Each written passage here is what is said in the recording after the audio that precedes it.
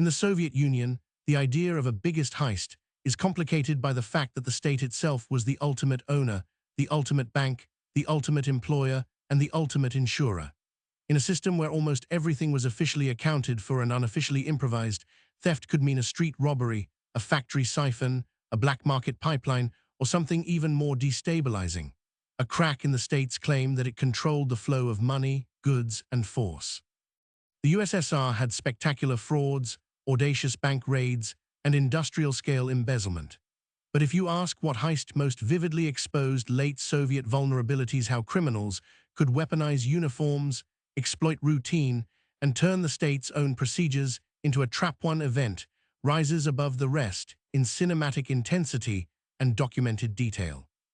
It happened in Moscow, at the end of the Brezhnev-era hangover and in the middle of perestroika's uncertainty, when a single cash run became a battlefield. On the evening of November 14, 1986, the Soviet capital was doing what it always did, moving people through streets, moving goods through stores, moving cash through a system that pretended scarcity was manageable and order was permanent. The location was the Molozhny department store on Mozhayskoye Highway, a place that drew crowds because it sometimes offered what Soviet citizens learned to chase: items that appeared irregularly, goods that were in deficit, things that could transform an ordinary day into a successful hunt. In the Soviet economy, where supply was a political achievement and a rumor could produce a queue, a department store like Molozhny was not just retail. It was a pressure valve. It was a stage where the state demonstrated that life was improving, even if the improvement came in bursts and shortages remained the rule. That night, the store's cashiers had collected more than 330,000 rubles. In the context of 1986, that number was not just large, it was explosive. The average monthly salary in the USSR hovered roughly between 180 and 250 rubles. Even allowing for the distortions of state pricing and the reality that money did not always translate into goods, 330,000 rubles represented an enormous accumulation of purchasing power. It was the kind of cash pile that could change a criminal's life if he could convert it into something usable: hard-to-get consumer goods, access, influence, foreign currency, or simply the ability to disappear into the Soviet Union's vast geography. But in Moscow, that same pile of money also represented a routine procedure, a scheduled pickup by guards, a cash truck, a standard rhythm that repeated day after day. Repetition creates predictability, and predictability is what professional criminals feed on. At 9:10 p.m., a cash truck pulled up in front of the store's main entrance. The mechanics of the operation were ordinary. 2 guards stayed inside the vehicle while a third, a guard named Novikov, went into the store to collect the day's receipts. It was late, but not late enough for the street to be empty. People were still moving in and out of the building. That detail matters because crowds can be protection or cover depending on who is reading the situation. For the guards, a steady flow of shoppers and passers-by was normal. For the men watching them, it was camouflage. Near the entrance stood a man in a police uniform holding a briefcase. Nearby was another figure, a military officer with a bulky bag. And close to them, a plainclothed man waited in a way that did not trigger alarm: just another person lingering near a doorway, just another body in the urban background. In a society saturated with uniforms, where the state's presence was visible on the street, a police tunic or military attire did not automatically signal danger. It signaled authority, routine, legitimacy. That was the first weapon of the heist, not a gun, but the assumption that the people who looked like the state were the state. Novikov returned from inside the store carrying the money and walked back toward the cash truck. He opened the door. In that moment precisely, when the routine required him to focus on the vehicle, on the handoff, on the mechanics of getting the cash inside, he was shot. The first bullet did more than kill a man. It shattered the idea that this was a robbery that could be handled quietly. What followed was not a quick snatch and run. It was a deliberate storm of violence. An intense shootout erupted in the street. The attackers' men dressed in police and military uniforms opened fire indiscriminately at the guards. All the guards were killed. The scene was chaotic, public, and brutally fast. In the Soviet imagination, violent crime existed, but it was supposed to be marginal, controllable, unworthy of threatening the capital's sense of order. A gun battle outside a department store was the kind of incident that made the state look mortal. And then there was the off-duty police officer, Vera Ulfimova. She happened to be nearby when the shooting began. This is where the story becomes even darker, because it shows how the robbers were not merely taking advantage of Soviet routine, they were prepared to kill anyone who tried to restore it. Ulfimova rushed toward the attackers. One of them shot her 4 times, killing her. Her death was not collateral in the narrow sense of a stray bullet. It was an intentional act against a representative of the system, a decision to eliminate resistance rather than flee from it. In the moral arithmetic of the Soviet state, killing a melitser or enye especially a woman, and off-duty was a direct affront to authority, a line that guaranteed the response would be massive. Then, as quickly as it began, the shooting stopped. Silence fell with the kind of abruptness that makes witnesses question what they just saw. The attackers grabbed the cash and fled on foot. The plan was already in motion beyond the initial ambush. This was not improvisation. It was structured. A strike team, a getaway route, a waiting vehicle, and a contingency that, at least on paper, included further chaos to delay pursuit. The men who ran with the money were Igor Nijin and Valery Finev. They moved into an inner yard near the surrounding buildings, aiming to break line of sight and escape the immediate perimeter. There, another conspirator, Konstantin Golubkov, waited in a car. And the man who had been standing near the entrance in plain clothes, Evgeny Subashev, had his own assigned role. He was supposed to throw Molotov cocktails at the store's entrance to trigger panic and confusion, to create smoke and fear, to complicate the first minutes of the police response. That detail reveals something important about the mindset behind the heist. This was not only about stealing money, it was about controlling the environment, shaping the crowd, and manipulating the flow of information. In the Soviet Union, where emergency response depended on hierarchical reporting and where confusion could buy precious minutes, a small act of arson could have multiplied the robber's advantage. But Subashev did not do it. When he saw the assault unfold, he hesitated and abandoned his post. He ran home. That single failure, one man refusing to execute his task, didn't stop the robbery from happening. The guards were already dead, the cash was already taken. But it did change what happened next, because the Molotov cocktails were meant to extend the robbers' lead, to create a fog of chaos that could delay identification and pursuit. Without that, the response would be faster, clearer, more focused.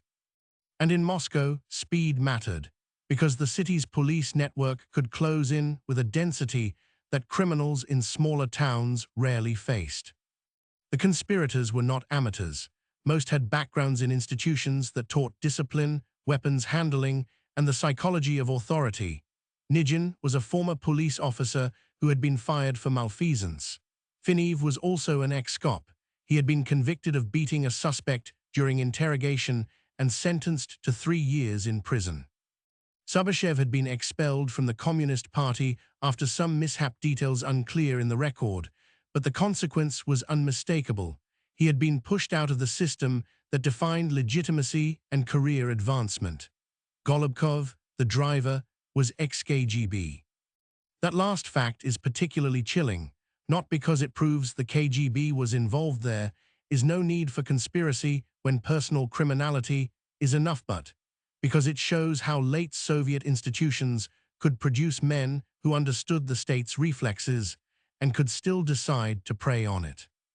They got into the car and immediately faced a problem they had not neutralized: a witness. A local man walking his dog saw the running men and their vehicle. The robbers tried to kill him. That attempt failed for a brutally simple reason. They had emptied their chambers during the initial shootout.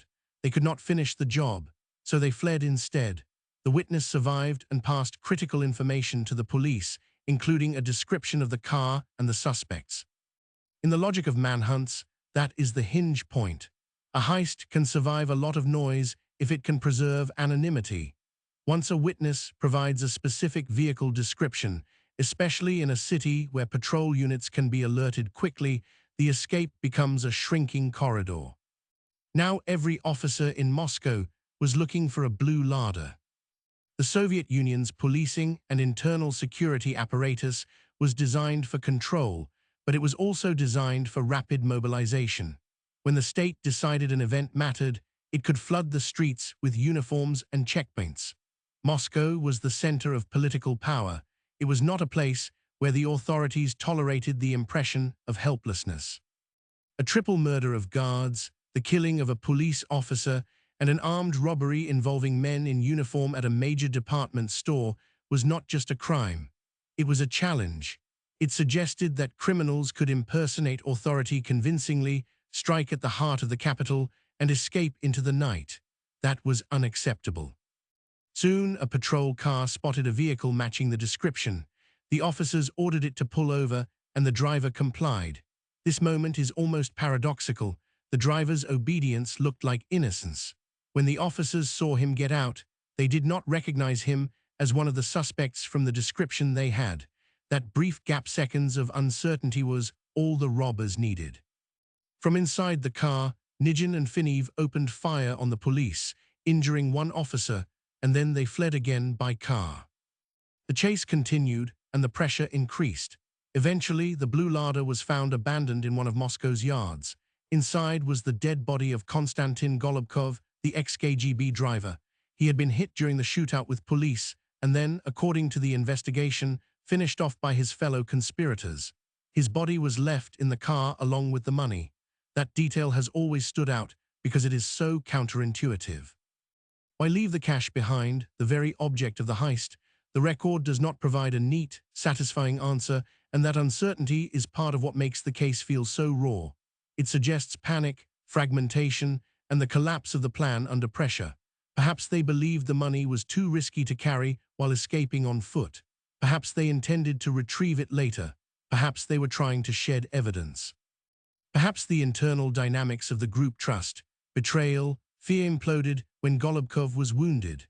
In a heist built on discipline and timing, the moment the car became a crime scene, the robbery stopped being a financial operation and became a survival exercise.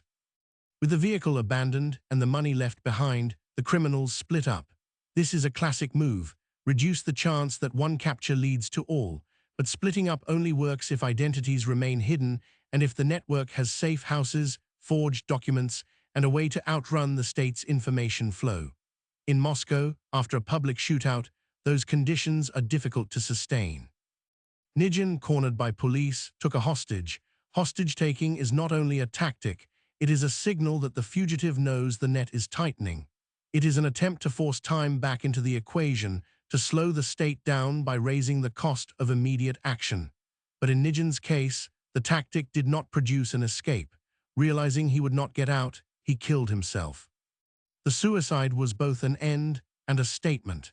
It denied the state a public trial, denied investigators the chance to interrogate him, denied the system the closure it prefers to display. Subashev, the man who had run home instead of throwing Molotov cocktails, might have believed that abandoning his role had saved him, but the abandoned car became a repository of evidence. Documents found inside compromised him. He was arrested at his home. Under pressure from investigators, he confessed and provided details that accelerated the hunt for the remaining suspect. 15 hours after the robbery, Valery Finev was apprehended as the last man still at large. The speed matters.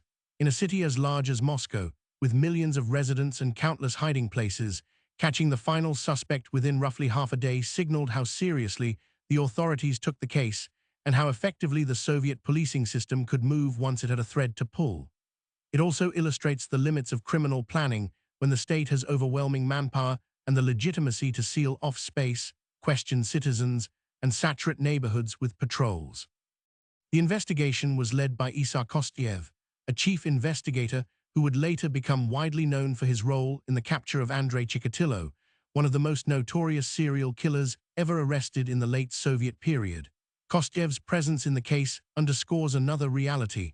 High-profile crimes in the USSR were not simply solved, they were managed as political events.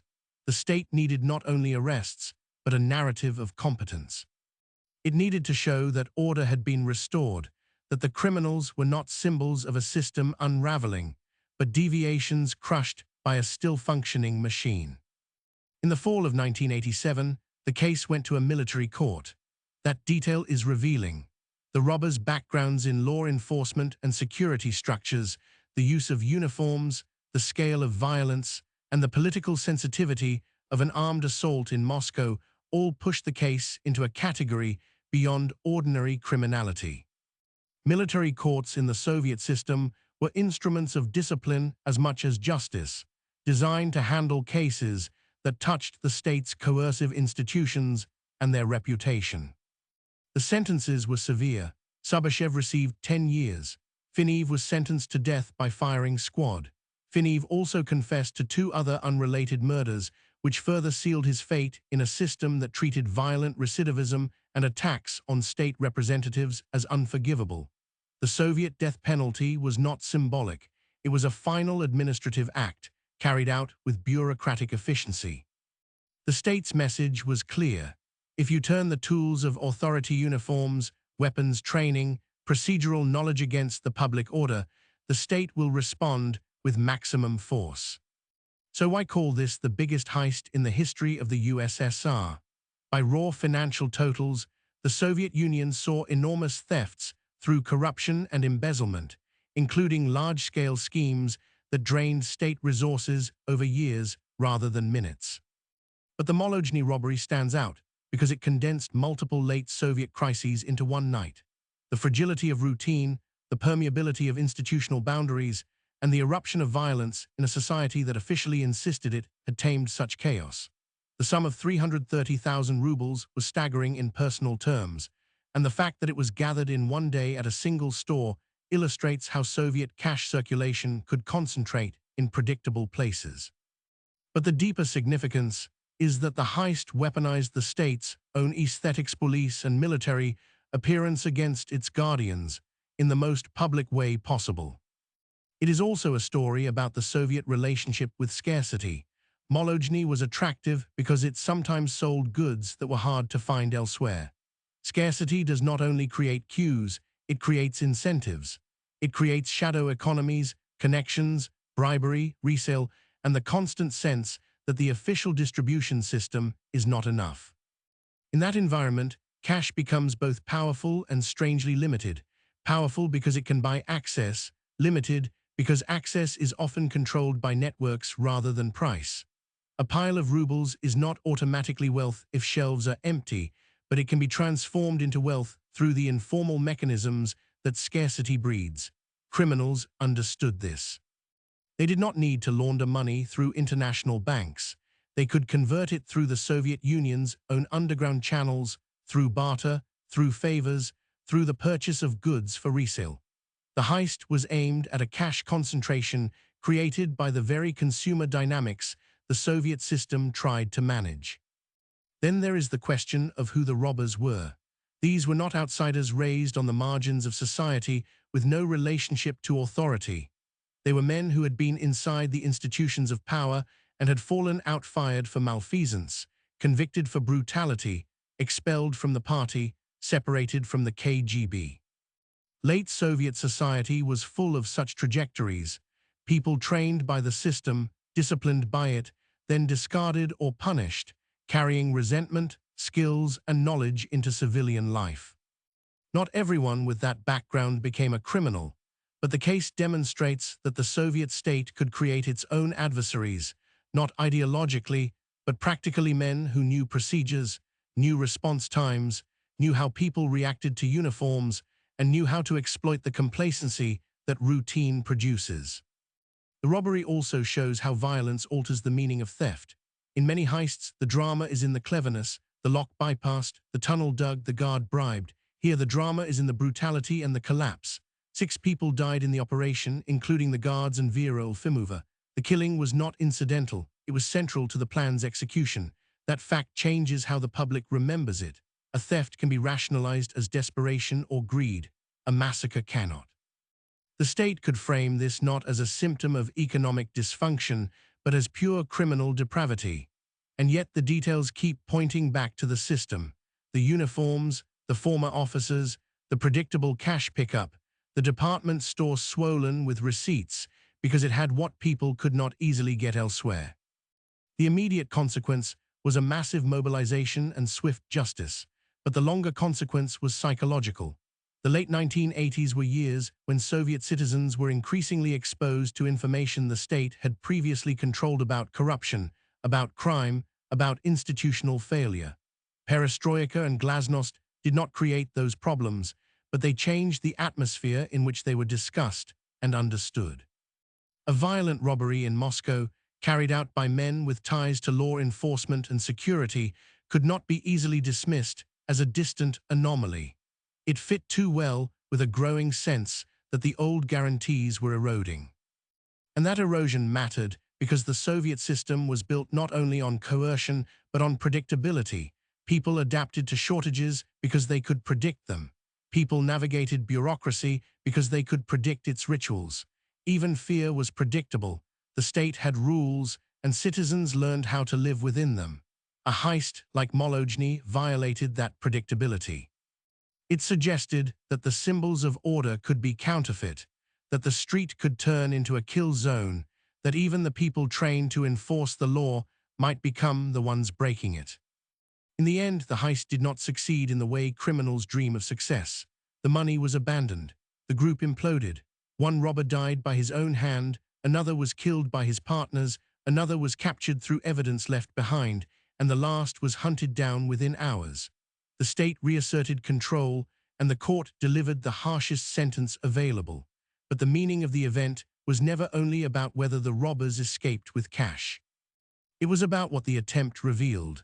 That by 1986, the Soviet Union contained men who could plan a military-style ambush in the capital, that the routines of state commerce could be mapped and exploited, and that the boundary between official authority and criminal violence could be crossed with a change of clothes. That is the takeaway that still resonates today, long after the USSR's flag came down over the Kremlin. The biggest heist is not always the one with the greatest profit. Sometimes it is the one that steals something less tangible but more foundational, the public's confidence that the system's symbols mean what they claim to mean. In late Soviet Moscow, outside a department store on Mozhayskoye Highway, a handful of men proved that uniforms could lie, routines could be weaponized, and the state's monopoly on force could be challenged in the open. The Soviet authorities crushed the perpetrators, but they could not erase the fact that the challenge happened at all. And in the final years of the USSR, that kind of revelation, sharp, public, and bloody, accumulated into a larger truth. Once a system's everyday order begins to look penetrable, every crisis becomes harder to contain, and the future begins to slip out of the state's hands.